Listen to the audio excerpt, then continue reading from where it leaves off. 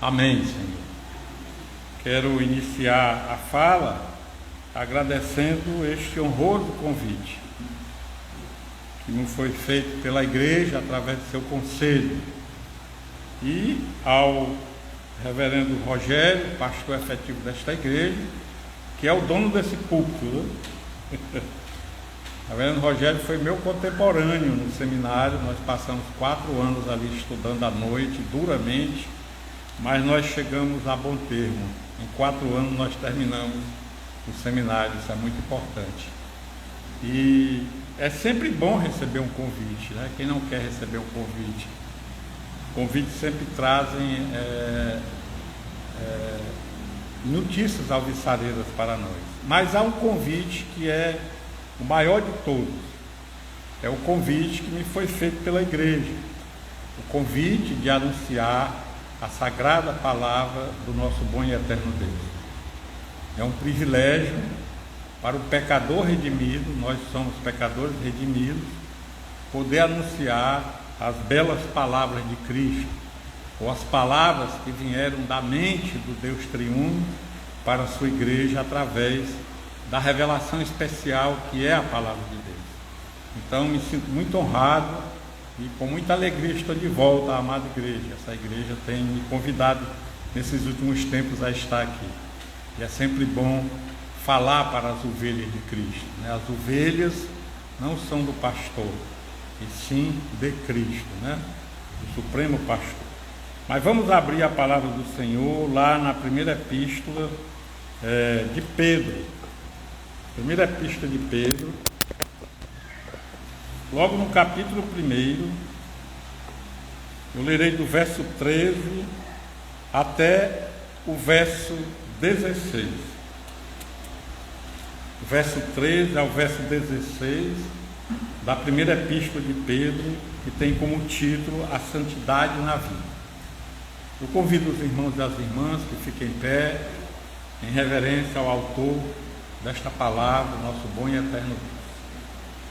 Primeira de Pedro, capítulo 1, verso 13 ao verso 16. A amada igreja acompanha com interesse e atenção a leitura do texto sagrado, que diz assim: Por isso, cingindo o vosso entendimento, sede sóbrios e esperai inteiramente na graça que vos está sendo trazida na revelação de Jesus Cristo. Como filhos da obediência, não vos amoldeis às paixões que tinhais anteriormente na vossa ignorância.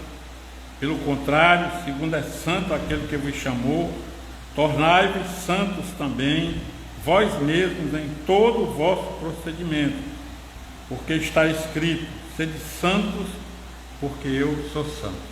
Oremos. Senhor nosso Deus, nós estamos diante da tua augusta e belíssima palavra. Essa palavra, Pai, que nos guia na jornada cristã na terra dos viventes, ó Deus, e continua sendo o nosso baluarte, ó Pai. Mas precisamos esta noite entendê-la, compreendê-la e aplicá-la na nossa vida cristã.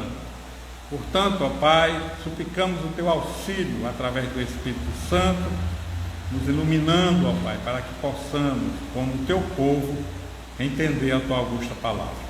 Em nome de Cristo é que nós te oramos. Amém, Senhor. A igreja pode sentar. Muito bem.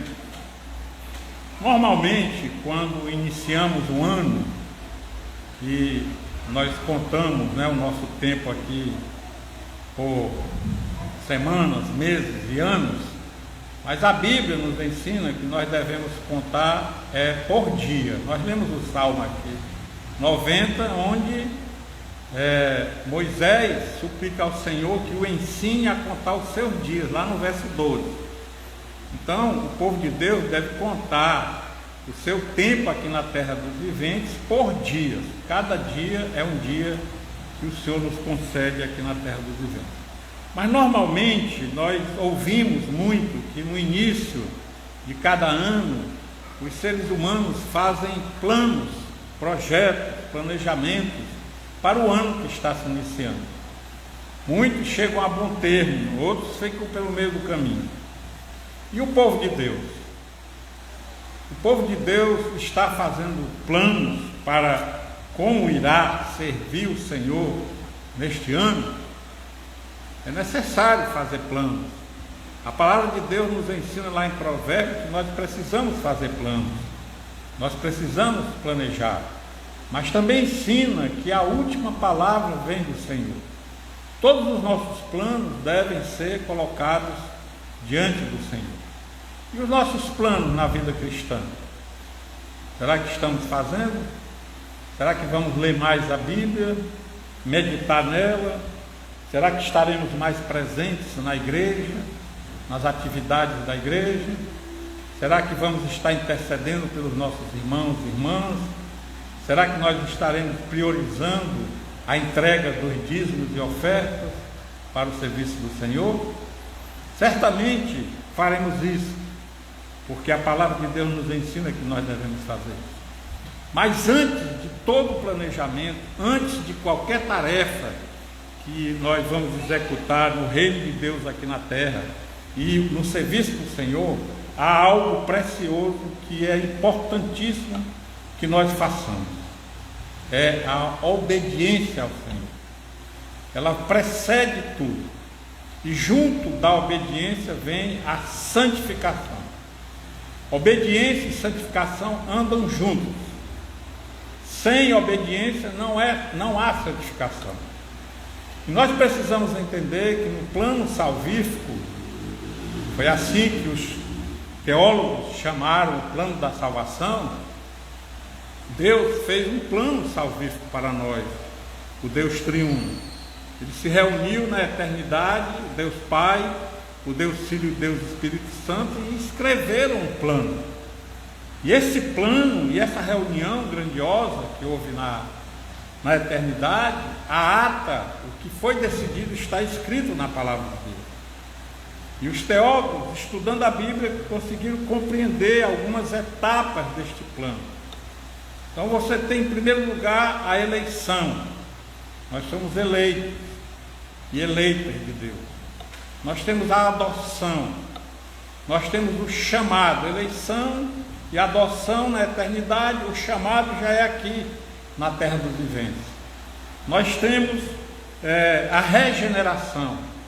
Nós temos a justificação, que é feita através do Senhor Jesus Cristo em nossas vidas.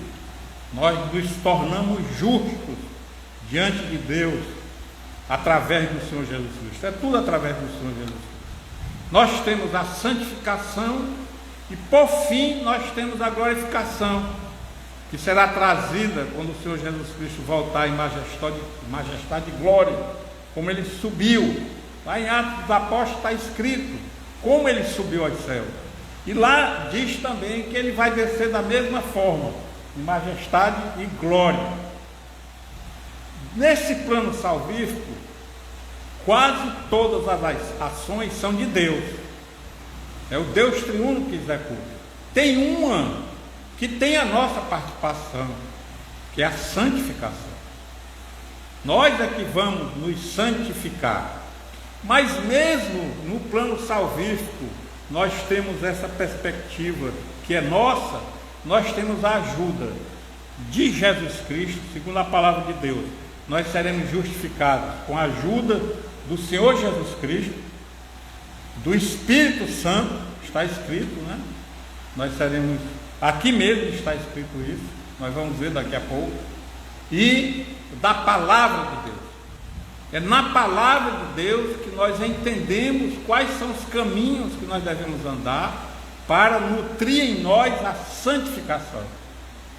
E Pedro vai falar exatamente nesse texto sobre santificação, sobre esse momento auspicioso da nossa vida, porque nós fomos regenerados e agora não podemos mais voltar para trás. Não somos daqueles que retrocedem, e sim daqueles que continuam o caminho para a eternidade. Pedro escreve 2 cartas belíssimas. Muitas vezes nós falamos muito do apóstolo Paulo, né? Muito de Paulo, e esquecemos de falar de Pedro. Quando nós lembramos de Pedro quando ele era discípulo do Senhor Jesus Cristo. Muito mais a parte negativa de Pedro, vamos dizer assim. Mas Pedro é um homem excepcional na palavra de Deus. Pedro foi pescador. Ele era um pescador. Pedro foi discípulo do Senhor Jesus Cristo. Pedro era aquele que fazia perguntas extraordinárias a Cristo, foram necessárias, porque as perguntas de Pedro estão registradas na palavra de Deus, então elas são importantes. Pedro foi aquele que tirou a espada e cortou a orelha de Malco, e o Senhor Jesus Cristo fez um milagre e colocou de volta. Pedro foi aquele que negou o Senhor Jesus Cristo. Mas Pedro viu o Senhor Jesus Cristo ressuscitado, né?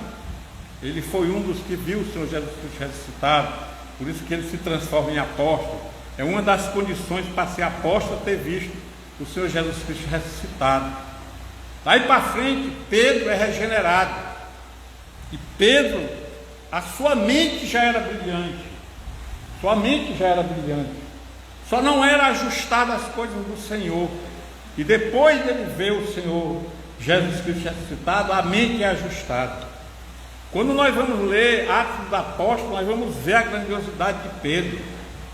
Pedro faz sermões extraordinários. Pedro explica o que foi pregado através da manifestação no Pentecoste, das línguas que eram conhecidas, nós sabemos disso. Pedro depois faz um sermão explicando.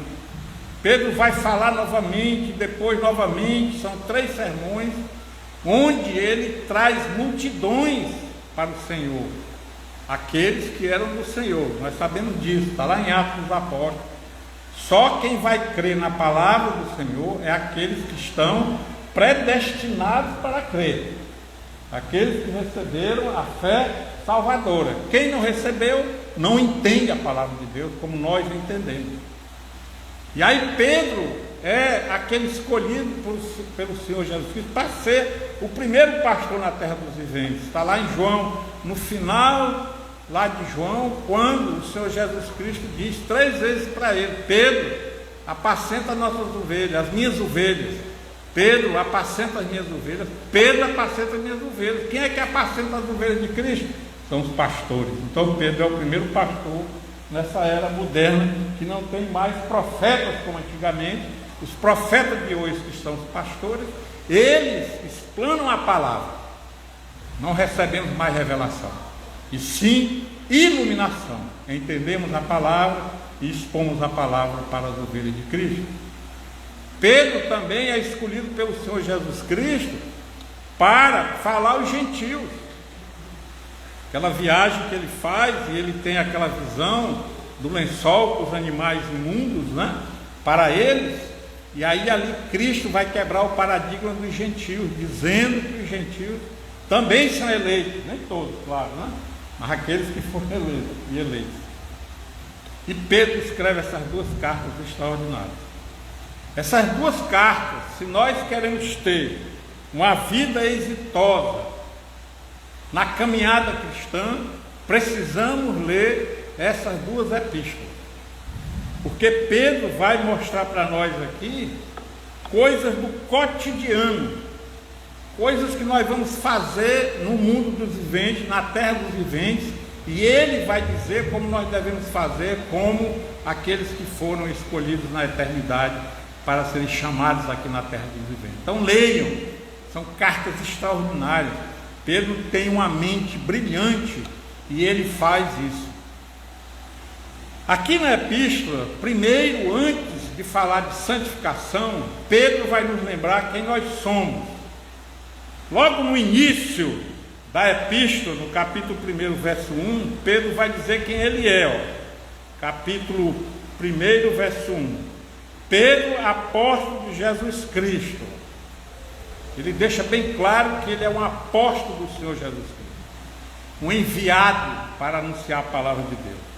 Depois ele fala algo extraordinário. Ele vai lembrar que nós somos eleitos, aos eleitos que são forasteiros. Ou seja, nós somos eleitos e somos forasteiros. Nós não somos desta terra. Por mais que a gente goste do lugar onde nós nascemos, nós não somos de lá. Eu nasci lá no Iguape, na praia. Gosto muito lá da praia, mas eu não sou de lá. Eu sou, e nós também, da Israel Celestial. Então ele fala para nós. Vejam bem, essa carta é bem específica. Ele fala para os eleitos. E ele vai explicar como foi essa eleição. Essa eleição, ela não ocorreu na terra dos viventes. Ela ocorre na eternidade, como eu falei lá no início. Eleitos, segundo a presciência de Deus. A presciência de Deus é um elemento importantíssimo. Por que que Deus é presciente? Porque é Ele quem cria, Ele determina todas as coisas e Ele já sabe de antemão. A presciência, ela alimenta a perspectiva que Deus tem de saber o que vai acontecer. A onisciência de Deus. A onisciência de Deus anda junto com a presciência. Por que que Deus é onisciente? Porque Ele é presciente. Porque foi Ele que criou todas as coisas. Foi Ele que engendrou todas as coisas. Tudo que está acontecendo agora, aquele carro que está passando ali, aquele relógio que está se movimentando, as crianças que estão ali fora, a nossa vinda para a igreja, a nossa volta para os nossos lares, o que foi cantado aqui, eu vi hoje aqui, tudo foi elaborado pela mente de Deus. Tudo. Até aquilo que Satanás faz foi elaborado pela mente de Deus. Porque Satanás é um ministro de Deus. Todo dia, como está lá em Jó, no final da tarde, Satanás vai dar o seu relatório ao nosso Deus.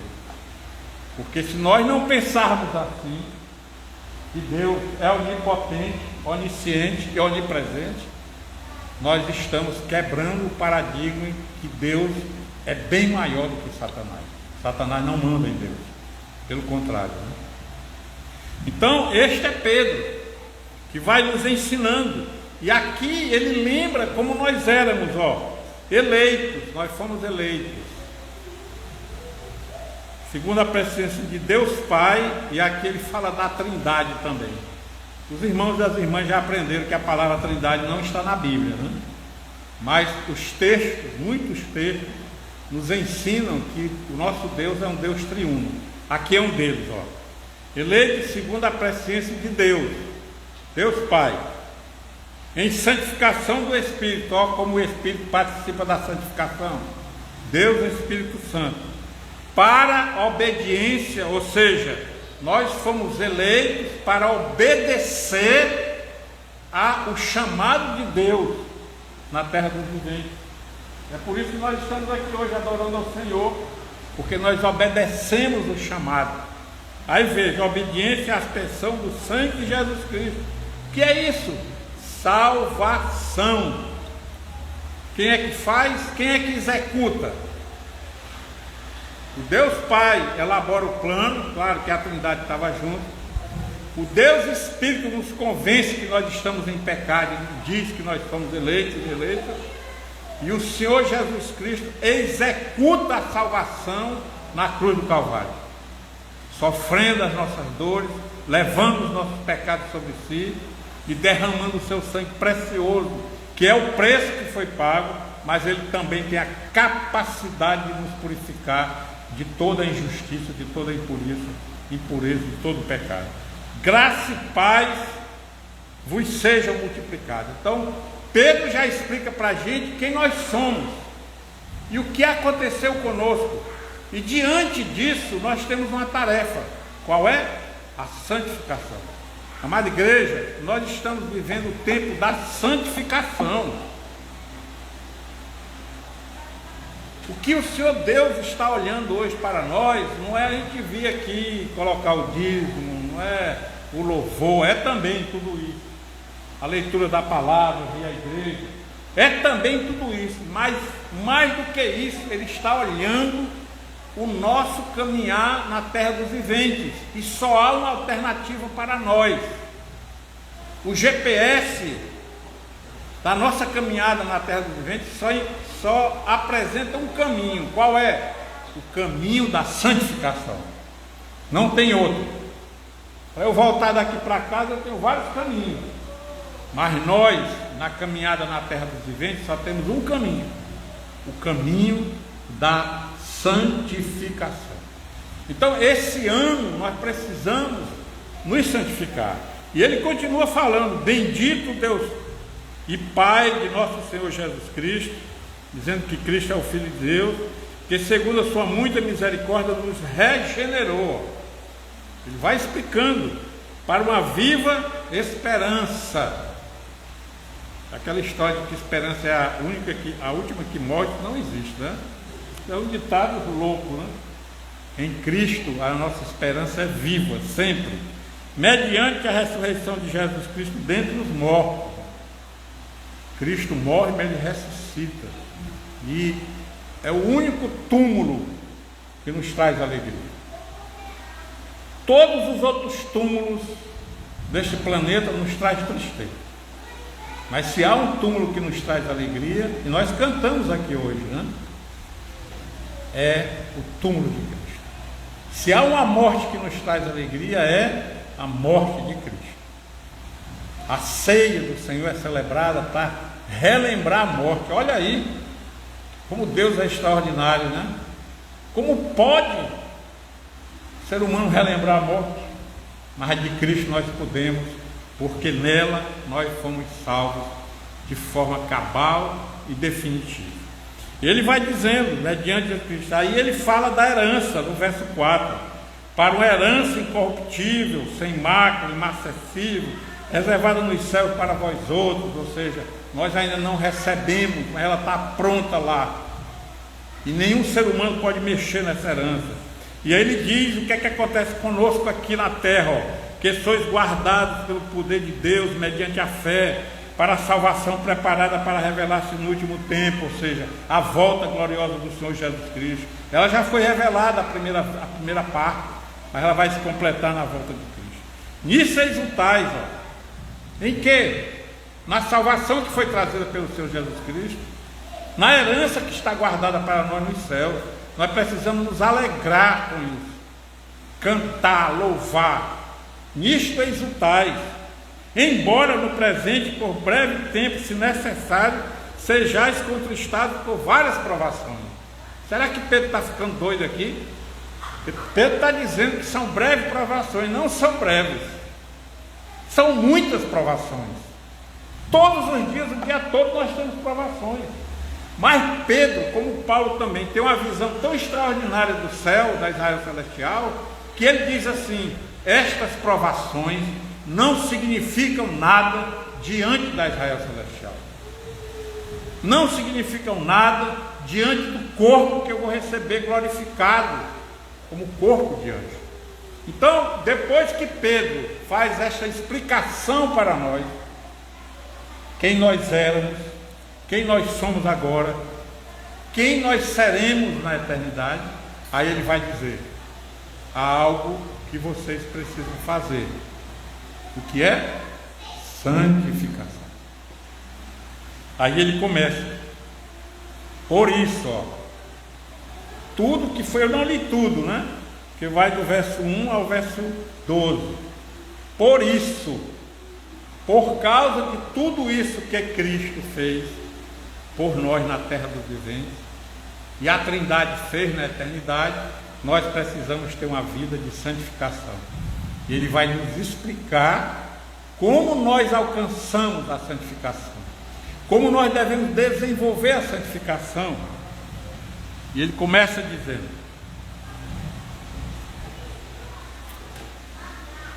cingindo o vosso entendimento. Cingindo o vosso entendimento. Aqui ele usa uma metáfora. Antigamente, e hoje ainda, né? Lá no Oriente, os homens usam aquelas roupas que parecem vestido, né?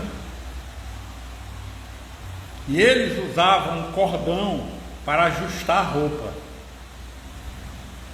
como nós usamos cintos. As mulheres também usam, mas os homens usam mais os cintos, que nos dão segurança, né? Quando nós estamos andando, ali está firme. A ideia aqui é exatamente essa, que o nosso entendimento deve ser um entendimento que está firme, firmado no Senhor. Ele não é frouxo. Nós recebemos muitos ensinamentos vindos da palavra de Deus, teologia bíblica, os cultos de doutrina, dos sermões. Tudo isso vai alimentar o que nós chamamos de memória cristã, que nós já nascemos com ela. A palavra de Deus foi colocada em nossa mente ainda na eternidade, gente. É por isso que ela é iluminada, não é mais revelada, ela é iluminada, porque ela está ali. E quando nós olhamos para a palavra, isso só acontece com os eleitos e eleitas, nós percebemos como ela é grandiosa, ela nos fala. Então, cingir o entendimento é ter um entendimento completo de como nós devemos viver na terra dos viventes, que nós precisamos nos debruçar na palavra de Deus e entender o que é que Deus quer de nós, enquanto Ele não volta. Um entendimento que tem como alvo o Senhor Jesus Cristo. Lá em Hebreus fala sobre isso, nós estamos correndo, no ginásio, no estádio, e quem é o guia é o Senhor Jesus Cristo. Quem é o nosso alvo é o Senhor Jesus Cristo. E ele vai dizer, ele faz essa metáfora também lá com o atleta, que o atleta fica preparando quem vai para as Olimpíadas 4 anos. Se ele não se preparar direito, ele não vai ganhar aquilo. E é por isso que ele está dizendo aqui, cingindo o entendimento, ou seja, o entendimento tem que ser um entendimento grandioso sobre o Senhor Jesus Cristo. Não só ler, a gente decora muitos versículos, mas viver o que está escrito nessa palavra. É isso que ele está dizendo aqui. Por isso, cingindo o vosso entendimento. Aí ele vai dizer o que acontece quando nós aprendemos de Cristo, como nós aprendemos o que nós devemos fazer na terra dos viventes enquanto salvos pelo Senhor Jesus Cristo, vai acontecer conosco. Olha o que ele diz, sede sóbrios. Ele usa outra metáfora, uma metáfora forte, com aqueles que bebem muito vinho. Não são sóbrios, são bêbados. E aí nós precisamos ver e entender como é que um bêbado anda. Já viram um bêbado andando? Já viram um bêbado andando? Ele não tem controle sobre nada?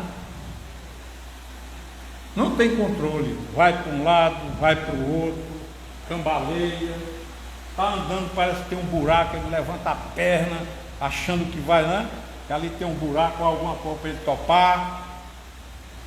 Tem crente que é assim, anda na terra dos viventes cambaleando. Eu tenho labirintite, tratei, mas a primeira vez que a labirintite apareceu em mim foi alguma coisa horrível. Eu passei mais de 10 minutos escorado no aparelho, saindo do trabalho, aí tudo revirou na minha mente, aí eu me escorei no aparelho, aí foi descobrir que tinha labirintite. O crente no Senhor Jesus Cristo, os eleitos e eleitos não podem ter labirintite. Eu estou falando uma metáfora. Não pode andar como tontos, como pessoas que não têm equilíbrio. Olha só como é complexo e grandioso a questão da santificação. E eu digo, é isso que o Senhor Jesus Cristo está observando em nós. E Ele vai nos perguntar e dizer exatamente, naquele dia você não foi sóbrio. Naquele dia você não estava em estado de santificação. Naquele dia você estava bêbado. Olha como a santificação é importante para nós. Sede sóbrios. Olha como Pedro vai falando de forma tão augusta, né? Esperai inteiramente na graça que vos está sendo trazida na revelação de Jesus Cristo. Aí ele vai dizer assim, vocês vão ter esta missão, essa responsabilidade, mas eu estarei com vocês. Não espere outras coisas. Não busquem a solução dos seus problemas, é isso que ele está falando, da sua ansiedade, da sua enfermidade, do que for, fora de Cristo. Porque Cristo, quando veio atrás de nós, Ele trouxe a sua graça. E na verdade foi esse atributo grandioso de Deus que trouxe o Senhor Jesus Cristo até nós. A graça, que dizem que nós não merecemos a graça, é amor imerecido, mas eu aprendi que em Jesus Cristo nós merecemos, fora dele não, mas em Cristo nós merecemos, está bem claro na palavra de Deus. Ele é o primeiro, ele já foi para a glória, e está escrito na palavra de Deus que nós diremos depois. Então em Cristo nós merecemos. E aí nós lembramos de Paulo, naquele acontecimento em que ele tinha um espinho na carne,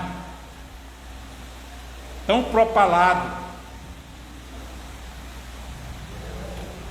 Paulo pergunta ao Senhor o que vai fazer diante daquele espinho que ele tem na carne, e o que é que o Senhor Jesus Cristo responde para ele? Pode falar, amada igreja. A minha graça te basta. Tem um livro bem volumoso, sabe? Onde o autor vai explorar a questão do espinho.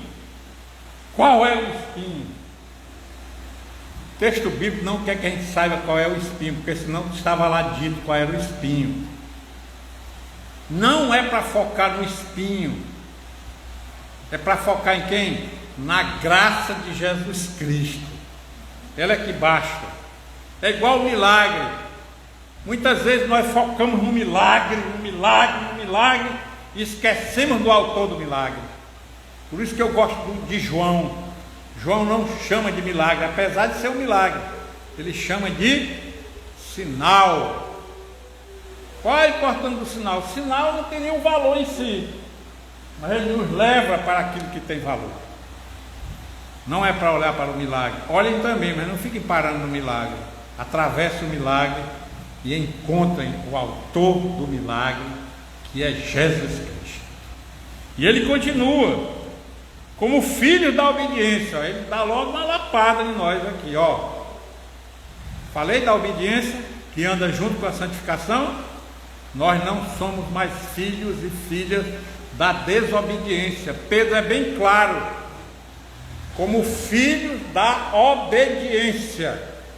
Santificação é obediência, é cumprir os mandamentos do Senhor na terra dos viventes. E ele diz que agora nós não somos mais filhos de Satanás, porque Satanás é desobediente, né? Ele saiu dos céus, ele desobedeceu o Senhor. Como filhos da obediência.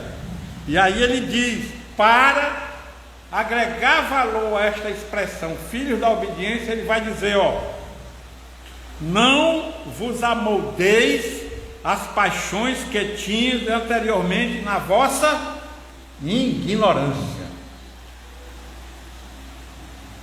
Todo pecador é ignorante. É por isso que nós devemos amar o próximo e amar o pecador, porque nós não somos mais ignorantes. A nossa mente agora é uma mente iluminada, diferenciada. Nós pensamos nas coisas lá do alto, onde Cristo vive, como Paulo vai ensinar aos Colossenses. Pensem nas coisas lá do alto, onde Cristo vive. Se amoldar, gente, é tomar a forma. Ou seja, para que serve o molde? Para fazer várias coisas no mesmo perfil. Isso aqui foi colocado no molde. Eu gostei do coração disso aqui, porque serve como analogia, ó. Isso aqui é um molde, certo? Foram feitos vários corações. Esse molde não tem vida. Para ele sair daqui, eu tenho que tirar ele daqui. Para entregar, eu tenho que sair daqui. Percebe? Quando nós nos amoldamos às paixões que nós tínhamos anteriormente, nós ficamos como um robô, sendo comandados por Satanás. Vá para a direita, vá para a esquerda, vá para frente, vá para trás. Em Cristo não. Ele já preparou as obras perfeitas para que nós andássemos nela. É diferente, porque são caminhos eternos, são caminhos que nos levam para a eternidade. Satanás não, nos leva para o outro lado. Ó, não vos amoldeis, ó, como filhos da obediência, não vos amoldeis às paixões que tinhas anteriormente na vossa ignorância. Essa palavra é muito extraordinária, né? Quando nós éramos pecadores, nós éramos ignorantes. Agora não. Nós temos uma mente iluminada pelo Espírito Santo. E nesta iluminação, nós aprendemos coisas gloriosas, como nós estamos aprendendo hoje à noite. Iluminada a nossa mente. Pelo contrário, ó, olha como ele é decisivo, né? Pedro vai repetindo a mesma coisa. Primeiro ele diz, como filhos da obediência. Os obedientes não andam nas paixões. Não vos amoldeis às paixões que tinhas anteriormente na vossa ignorância. Pelo contrário, está indo para lá, vai andar para cá. Segundo é santo aquele que vos chamou, e é um atributo grandioso de Deus. O atributo, vocês sabem que são atributos comunicáveis e atributos incomunicáveis. A santidade é incomunicável, porque só pertence a Deus. Só tem um santo em todo o universo. É o Deus triunfo. Não tem outro. Não tem outro. Nós estamos nos santificando. E esse atributo da santidade é que nos revela a perfeição de Deus. Se Deus não tem erro, se Deus não tem pecado, se Deus é perfeito, é por causa da sua santidade. E a santidade de Deus é tão extraordinária que durante 3 horas, quando o Senhor Jesus Cristo estava sendo crucificado, o que acontece? Estava recebendo os nossos pecados, ele foi o quê? Abandonado pelo seu Pai. Se afastou dele, mas depois se uniu a ele porque Cristo entregou o seu Espírito ao Deus Pai. Lembram? Pai, por que me abandonaste? Olha só, santificação. Olha a proposta de Pedro para nós. Precisamos ser santos, como nosso Deus é santo. Nosso Deus é a nossa referência maior. Não é o pastor, não é o presbítero. É também, né? Pai, irmão, amigo, são também. Mas primeiro nós devemos buscar o reino de Deus. Em primeiro lugar, a referência para nós é o Deus eterno. E a referência de santidade é a santidade de Deus. Só Ele é santo, ó. Pelo contrário, segundo é santo aquele que vos chamou. Quem nos chamou na terra dos viventes? Cristo. Ele é santo. Ele encarna, mas encarna sem pecados. Ele é gerado dentro do ventre de uma mulher, mas ele nasce sem pecado. Isso é algo extraordinário, diferenciado. E veja o que é que acontece. Tornai-vos santos. Aí aqui está o detalhe. Nós não fomos santificados de forma absoluta, não é? Aqui está, como eu disse, que há uma pequena participação nossa no plano salvífico. Tornai-vos. Você não é, mas você será. Tornai-vos. Tornai-vos santos. também vós mesmos em todo o vosso procedimento. Aqui Pedro amarrou, né? Aqui Pedro coloca a grande responsabilidade que nós temos, né? Em todo, não é em algumas coisas, né? Em todo o procedimento, no pensar, no falar, no agir, no andar, na qualidade das coisas que nós fazemos para Deus, na qualidade das coisas que nós fazemos no mundo. Olha o que é que Pedro está dizendo aqui, ele não deixa brecha. Não, Senhor, hoje eu vou ficar aqui na boa, não vou me santificar hoje, por 2 horas, depois eu volto para o caminho. Não há isso, ó. Em todo o vosso procedimento, a palavra de Deus é clara. E finalizando ele diz, ó, porque escrito está, sede santos, porque eu sou santo. O Deus eterno falou. E vejam, nós não vamos alcançar a santidade perfeita aqui na terra dos viventes. Claro que não. Nesse corpo,